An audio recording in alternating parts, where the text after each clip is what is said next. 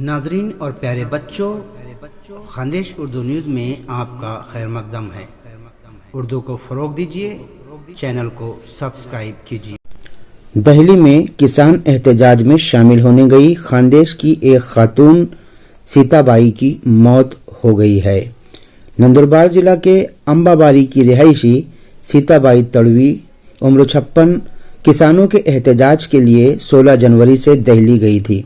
वो 26 जनवरी को किसानों के एहतजाजी परेड में शामिल हुई थी। इसके बाद वो रात को दहली से नंदुरबार वापस आ रही थी। जयपुर स्टेशन पर ट्रेन का इंतजार कर रही थी कि अचानक वो बीमार पड़ गई और सुबह 5 बजे के करीब उसकी मौत हो गई। ये अंदाजा लगाया जा रहा है कि उसकी मौत इंतहाई सर्दी की वजह से हुई है।